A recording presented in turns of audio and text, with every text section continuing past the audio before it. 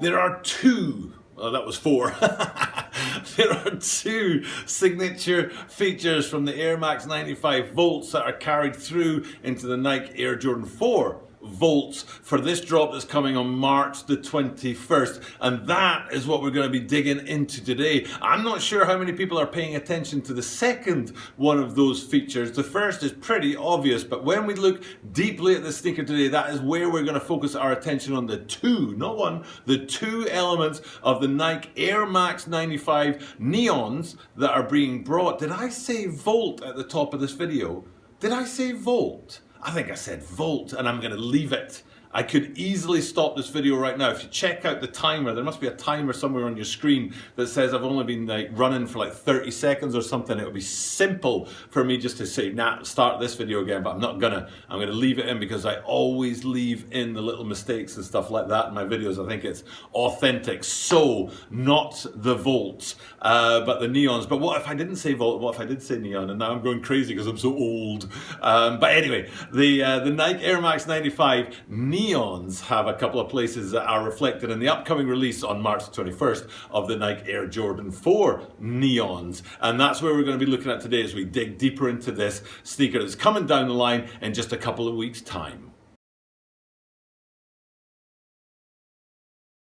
This is a Tokyo Bara 23 sneaker channel. Tokyo Bara 23 sneaker channelです。毎日アップするので毎日見てください. Every single day from Tokyo, Japan, I bring you content about upcoming sneaker releases, sneaker news, and sneaker reviews. And today we're looking at that upcoming release of the Nike Air Jordan 4 neons and how they kind of mimic or shadow or reflect the one of the classic Nike Air Max 95 colorways, the neons from back in the day. It's one of those sneakers that defined an entire line of sneakers, if you like. If I think of Air Max 90s celebrating their 30th year this year, there's not one particular colorway that I'd say, oh yeah, that's an Air Max 90 colorway. But if you think of Air Max 90, not Air Max 90s, Air Max 1s, the red and white classic colorways, like, oh yeah, that's classic. And these neon colorways for the Air Max 95s are classic, if you ask me, and they kind of define the 95 line. But then for some reason, somebody out there thought, you know what, let's cram the Air Jordan 4s into the neons and see if we can mash those two together. And surprisingly, they do a pretty good job. And there are two major features in there that we want to look at that are carried over between the two sneakers. Now, one is blatantly obvious, and it helps that I've said the word Volt, Volt, Volt, Volt, Volt over and over again in this video already, because that's one of the major influences from the 95s to the 4s.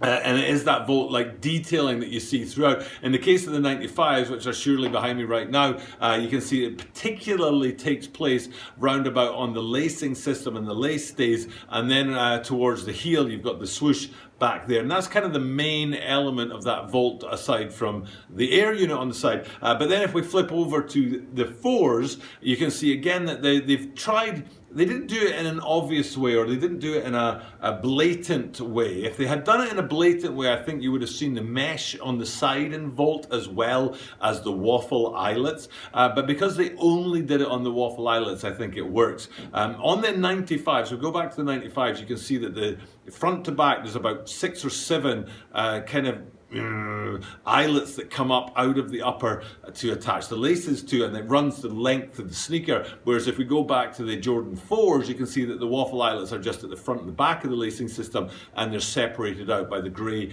in between, which is slightly different. But if that grey in between had been in the Volt colorway, I think it would have been overkill. Or like I say, if that mesh on the side instead of being white on black had been in Volt, again I think it would have been overkill. It would have represented the Air Max 95s more accurately with that front to back consistent Volt for the whole lacing system. But I think what they had to do is they had to think, you know, what will represent the 4s most fairly.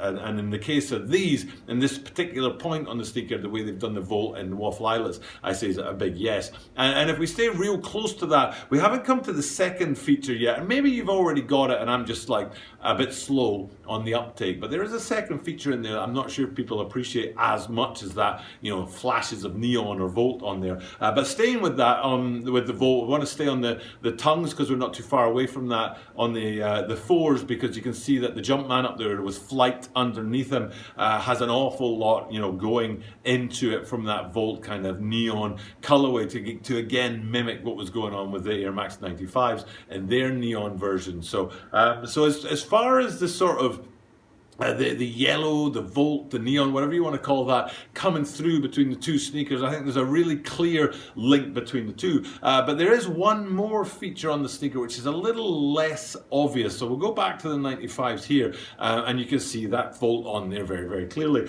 But what is a defining element of the 95s is the kind of layered horizontal approach to the upper, which is, I think everybody recognizes that and knows that was, at the time, it was quite a step forward if you think of the 93s, which were the predecessor to the 95s. And it's very much a layered effect, but it's not just layered in the case of these sneakers in terms of the actual physical layering of the sneaker, but it's also layered in terms of the darkness of the midsole that runs into the upper, and then you gradually fade to lighter grades as the higher up on the sneaker you go. Now that's hard to replicate on a sneaker that isn't designed to be in horizontal segments. So for example, if they tried to do this with the Air Max 97s, it wouldn't be so hard to do because that again is defined by its horizontal segments. But the Air Jordan 4s are not necessarily like a horizontally inclined sneaker. If you just looked at that silhouette without thinking about these 95s,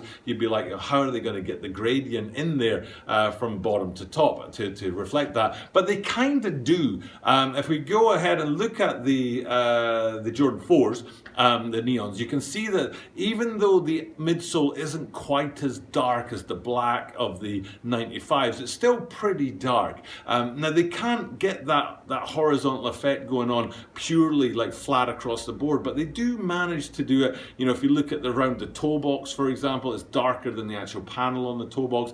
And while it's not exactly gradients as you go up, in those horizontal lines, it's definitely a gradual fading from the dark of the midsole and on the way up through the sneaker and into the rest of the sneaker. So, and again, I kind of agree with it. They could have really hammered it in there in some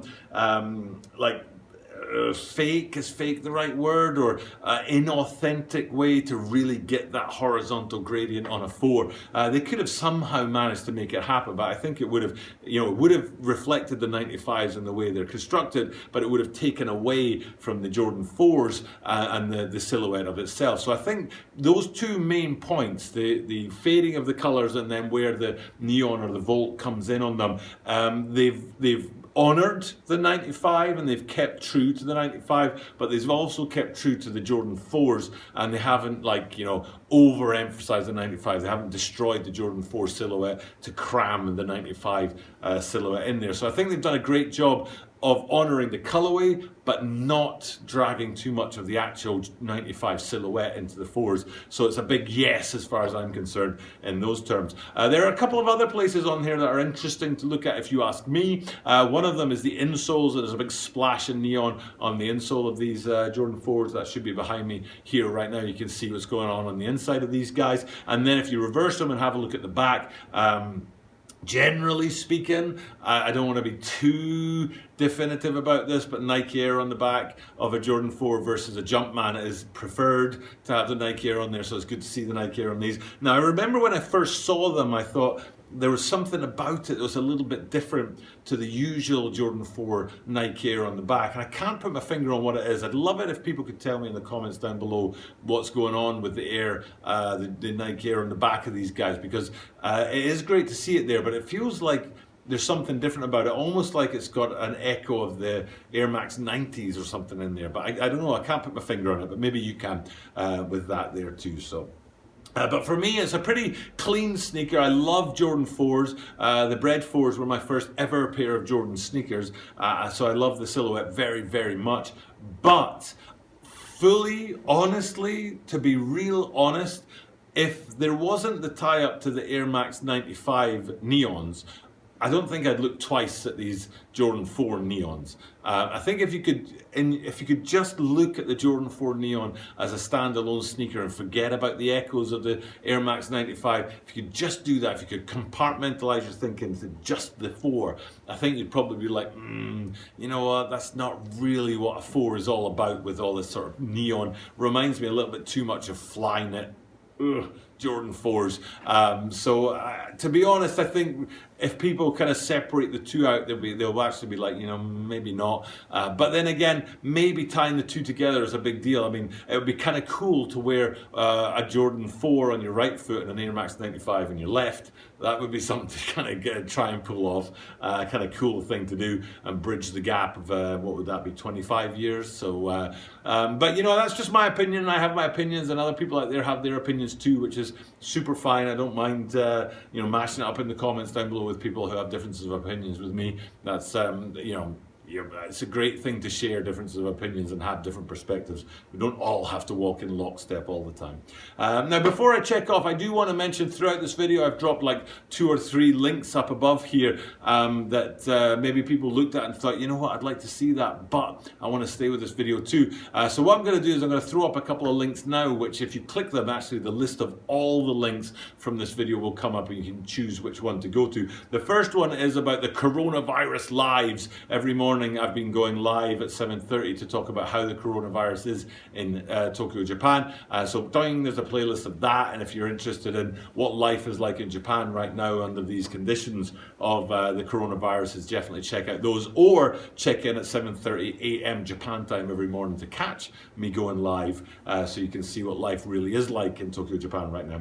And then the last thing to do is to talk about the final link that I throw up, which is to the playlist of the rarest sneakers in the world in hand. They are the greatest sneakers in the world. Some sneakers, one of ones, player exclusive samples, amazing sneakers from our good friend Shoe Butter, who drops a video on my channel every Sunday with the rare sneakers in hand, and that is all crashed together into a mega playlist with just, you know, classic, amazing content. So here's a link to that. Clicking on those links, you know, will bring up all the other links that I've put up there throughout this video, and you can have a check out of one of those and go see one of those videos. But for now, it's time for me to sign off. Thank you guys for checking out my content, but because I do this every single day, that means that you guaranteed to see me tomorrow.